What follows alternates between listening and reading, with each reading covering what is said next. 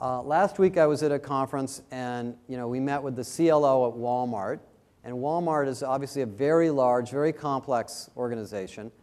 They've been really suffering with some HR problems lately. Walmart's big issue, underlying this entire thing as I was talking to this guy, was basically we don't want to ever have a union at Walmart. That's basically the bottom line here. We got to keep people happy because we don't want a union. And plus, we have a lot of problems in diversity. We have a lot of problems in how people are getting managed and how people are getting fired. There's a lot of little issues going on in Walmart. And what they found is that within Walmart, here's an example. The store manager at Walmart makes up almost $200,000 a year. That person is recruited and interviewed over the phone. They never come in for a face-to-face interview. And the reason for that is it costs too much money. It's too expensive. That's the Walmart thing, save money. And so they never interviewed these people face-to-face. And of course, these people, some of them were good and some of them were not good. And they had no background in HR and people management, all the things that go on in these stores. So basically what they found, what they decided, is that they needed a completely company-wide curriculum to train the HR organization itself what they need to do. And so they developed an integrated curriculum for 4,077 HR managers at Walmart. And it's a curriculum that reaches from the senior VP all the way down to all these different levels. It is a $40 million training program. Okay, so that includes the infrastructure, the e-learning, the content, the development, the delivery, the whole thing. The CLO had to go to the CEO. He had to make a business case for this. He had to go through and he had to talk about all the business problems they're having, the potential benefits of solving all these problems. He has to go back every quarter and he has to report on the status of this. It's a big, big investment. They didn't want to do this. I get the sense that he really stuck his neck out, career-wise, pushing this. He's got a tremendous amount. This has pre-assessments in it. It has 360 assessments in it. It's competency-based. They are developing a competency model now for all 1.8 million employees at Walmart. They're starting with this job first, but they're going to roll out this process to everybody. And I have a feeling it's going to have a huge impact. This is not a performance-driven training program.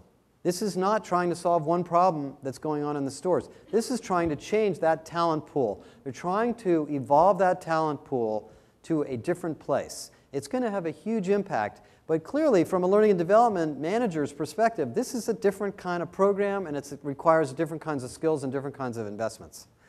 Here's an example of one.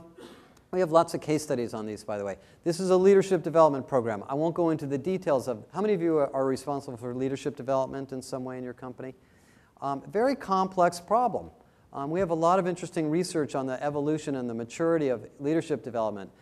Generally, these are programs that go on for a year, sometimes 2 or 3 years, where managers are coached and given job assignments, and they are evaluated continuously as they move through their career. Very common. This is, like I said, the most common talent-driven learning program, including things like coaching, mentoring, project assignments, what I would call not traditional learning activities. Same thing at Walmart. In the Walmart example, they're using eCornell, which is a very interesting vendor for a lot of the training. And part of the training involves these HR managers talking to each other about problems they've had and diagnosing the problems and comparing the notes with each other. So there's lots of interesting things there. Saks Fifth Avenue, similar type of program. They identified their big problem in their sector was buyers. The buyers at Saks Fifth Avenue were lacking the skills they needed to buy the right merchandise at the right price. And to tell you the truth, it doesn't matter what else you do. If you don't have the right merchandise, you cannot run a retailer. And a great example of that is the Gap, which is my local retailer where I live. And I can't go into the Gap and find anything I want to buy anymore. And I talked to the CLO at the Gap, and they're trying to fix that. But the CLO at Saks basically said, you know what? And also a lot of these buyers are right out of school. A lot of them are junior. If we can't train these buyers how to buy the right merchandise and price it correctly, we don't really have a company. So they built an entire talent-driven program around the buyers. So these are big programs. Generally, here's the 5 or 6 characteristics. They're designed around competency gaps. They're not designed around problems. They generally require a complete curricula for a solution. They're aligned with performance and development planning. In other words, your performance management processes generally have a development planning step, which we're going to talk about in this workshop. And that's where this particular learning program gets reinforced and pushed upon people by managers. So it has to be broadly adopted. It fits into a career development program, and career development is another hot topic right now inside companies to try to move people from job to job. And it also uses these new techniques. And let me talk a little bit about these new techniques. At the same time all this is going on, we have a whole new workforce. I have teenagers, so I know what these guys are like. The people entering the workforce now have different needs, different motivations, different tolerance for technology than we did. The traditionalists, in the old days it was like, okay, I remember this very vividly when I worked at IBM. You want to get trained? Sign up for a training course, get in an airplane, go to Dallas, sit there for a week, and come home with 3 books this thick. I'm serious. Stick them on your desk, never look at them again. But that was what it was all about. That was what training was all about. And I was fine with that because that's the way I was taught. Now we're at the stage of lead me to information, let me find it. Young people basically want to do connecting.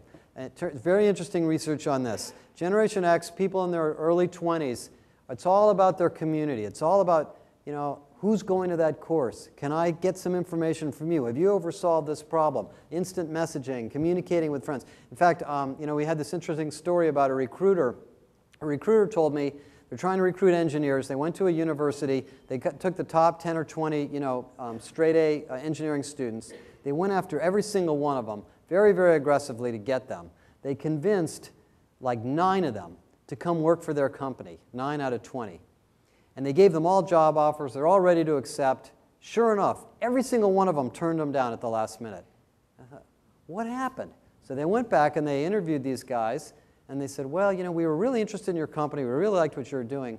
But my friend, Joe, who was basically the ringleader of these 10 people, went to work for somebody else. And we said, we're going to all go work for that company because then we can all stay together. When I got out of school, it was all about who could pay me the most, who could give me the most development, and where could I get the best career opportunities. I was one of these boomers. I was into let's figure out what I can do to really get ahead here. This is a different breed. And I think the research on the youngest people is basically saying, I want to work somewhere where I can have some impact. I want to work for a company that has meaning. I want to, this is a whole new brand now of why they're going to work for different organizations. And what it's doing for the learning organizations is this. And let me go through this really briefly. The traditional approach to training, here's the way training takes place. This is, again, another simplification, but sometimes it's good to make a point. In traditional training, we have a problem. We have somebody who's new at something. They don't know how to do it. And they struggle along, and they figure it out on their own, and they go up what's called the learning curve. The learning curve means you make a bunch of mistakes, and you learn from your own mistakes. But then you plateau. I'm not getting any better at this. I need some help. So you go to training. And woo, you go way up the learning curve after you get out of training. And then you go back to your job, and a couple months later, you start, you kind of lose it, right? You go back down to here. You don't go quite down to here, but you go down pretty close. I don't know how many of you, remember the last training course you went to, but it's rare that you remember that much of a training course. So, the problem we got to solve is filling in that gap. And so the way you fill that in is through alternative sources of information. I was talking this morning at the USTA about how they have these mentors. This is what Mentor is so great for. Basically little tools that will help you learn when you need it on the job. So this whole concept of learning on demand, which is really a big new thing in e-learning, is trying to fill that gap. If you think about these boomers and these performance and these talent-driven learning programs, you have to think about other types of learning that will take place, that will fill this gap. Job aids, tools like Mentor, self-assessments. Self-assessments and 360 assessments are tremendous learning tools. Coaching programs. The biggest thing I hear about now in leadership development is coaching. Everybody's got to have a coach. Coaches inside companies, coaches from outside. Communities of practice. Let these people talk to each other.